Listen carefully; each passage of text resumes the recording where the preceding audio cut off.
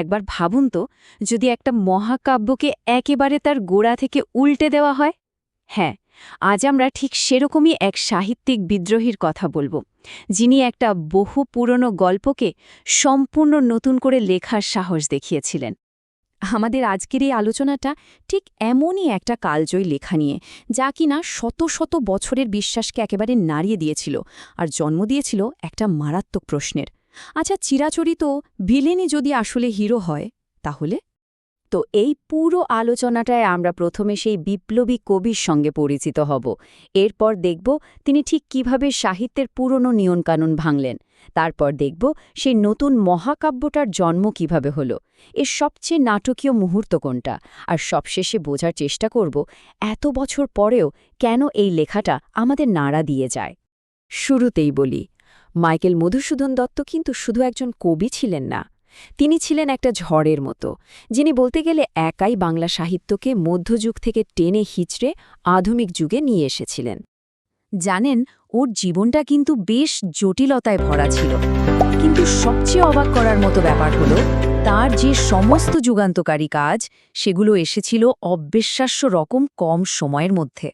ভাবা যায়, মাত্র 4 বছর, এই 4 বছরেই তিনি সবকিছু ওলটপালট করে দিয়েছিলেন। একবার দেখুন, 1859 লিখলেন শর্মিষ্ঠা, যেটা প্রথম আধুনিক বাংলা নাটক। পরের বছরই 1860 আনলেন একে কি বলে সভ্যতা এর মতো প্রহসন। ঠিক তার পরের বছর 1861 বাংলা সাহিত্য পেল তার প্রথম আধুনিক মহাকাব্য মেঘনাদ বধ কাব্য। আর থামলেন না, 1862 লিখলেন বীরাঙ্গনা কাব্য। মানে মাত্র 4 বছরে নাটক, প্রহসন, মহাকাব্য কি না লিখেছেন, আর প্রত্যেকটাতেই নতুন কিছু করেছেন। এটাকে একটা ক্রিয়েটিভ বিস্ফোরণ ছাড়া আর কি বা বলা যায় বলুন? তো মধুসূদনের এই প্রতিভাকে যদি ঠিকঠাক বুঝতে হয়, তাহলে আগে জানতে হবে তিনি ঠিক কোন নিয়মগুলো ভেঙেছিলেন আর কিভাবেই বা তৈরি করেছিলেন একেবারে নতুন একটা পথ। তিনি আনলেন অমৃতাক্ষর ছন্দ, বা যাকে ইংরেজিতে বলে ব্ল্যাঙ্ক ভার্স। এর মানে হল কবিতায় কোনো অন্তমিল থাকবে না। এতকাল ধরে বাংলা কবিতা মানেই ছিল পয়ার ছন্দ, মানে লাইনের শেষে মিল থাকতেই হবে। মধুসূদন সেই বাঁধনটা ছিঁড়ে ফেললেন। এটা কিন্তু শুধু একটা নতুন স্টাইল ছিল না, এটা ছিল বাংলা কবিতার জন্য একটা স্বাধীনতার ঘোষণার মতো। এর ফলে কি হল, আবেগের গভীরতা আর নাটকীয়তা প্রকাশের একটা নতুন দুয়ার খুলে গেল। আসলে উনি বাংলা সাহিত্যে শুধু একজন অংশগ্রহণকারী ছিলেন না, বলা ভালো অনেক দিক থেকেই তিনি নিজেই পুরো মঞ্চটা তৈরি করে দিয়েছিলেন। প্রথম সার্থক ট্র্যাজেডি, প্রথম আধুনিক সনেট, প্রহসনের প্রচলন, প্রথম আধুনিক মহাকাব্য, তালিকাটা দেখুন একবার। আধুনিক বাংলা নাটকেরও তিনি অন্যতম স্থপতি। আচ্ছা, এই যে এত নতুন নতুন সাহিত্যিক অস্ত্র, এগুলো হাতে পেয়ে মাইকেল কী করলেন?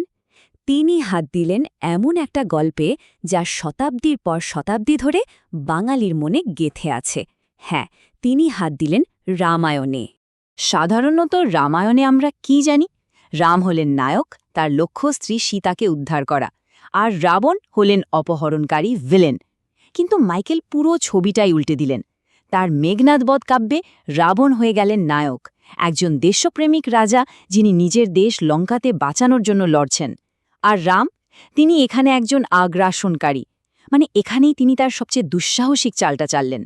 মাইকেলের এই ভার্সনে রাবণের পক্ষটাই হল মহৎ দেশপ্রেমিকদের পক্ষ, আর বিভীষণ মানে রাবণের নিজের ভাই, যে কিনা রামের তলে যোগ দিয়েছিল, সে হয়ে গেল একজন বিশ্বাসঘাতক। চরিত্রদের এই যে 180 ডিগ্রি ঘুরিয়ে দেওয়া, এটাই কিন্তু এই কাব্যের আসল প্রাণ।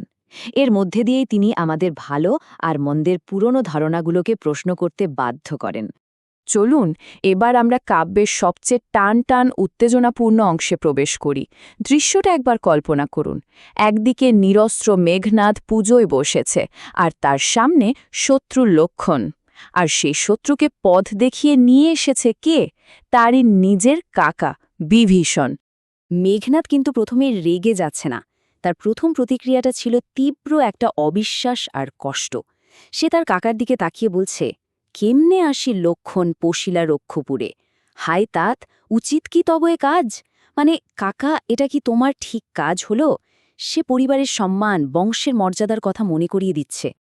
এর উত্তরে বিভীষণ যা বলল তা মেঘনাদের পুরো পৃথিবীটাকেই যেন চুরমার করে দিল।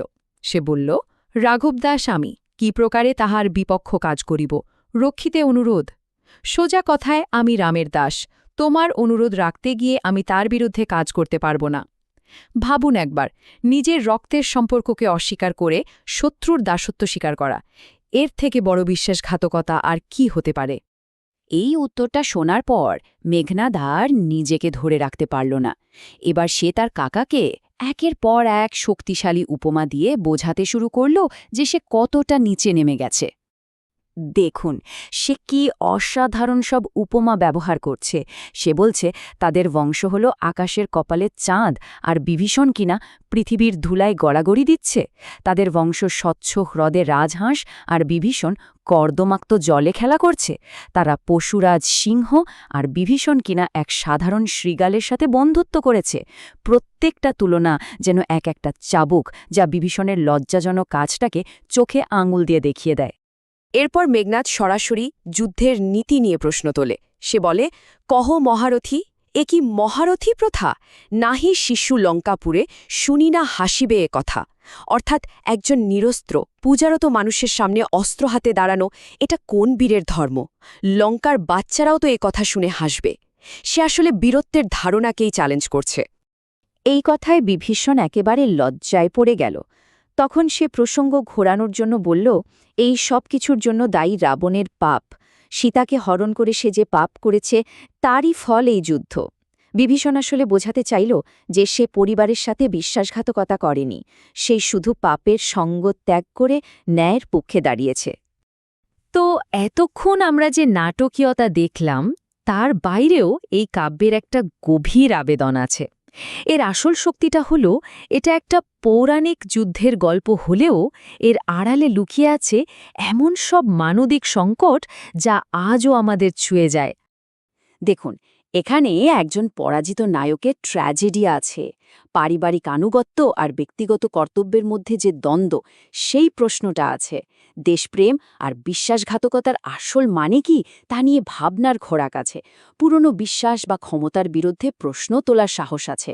মানে সব মিলিয়ে এটা শুধু দেবতা আর অসুরের গল্প হয়ে থাকেনি, এটা আমাদের সবার গল্প, কঠিন পরিস্থিতিতে নেওয়ার সিদ্ধান্ত আর তার পরিণতির গল্প। আর সব শেষে মাইকেলের এই মহাকাব্য আমাদের একটা খুব গভীর আর অস্বস্তিকর প্রশ্নের সামনে দাঁড় করিয়ে দিয়ে যায়, কর্তব্যের আসল মূল্য ঠিক কতটা, যখন সেই কর্তব্যবোধ নিজের আপনজনের বিরুদ্ধে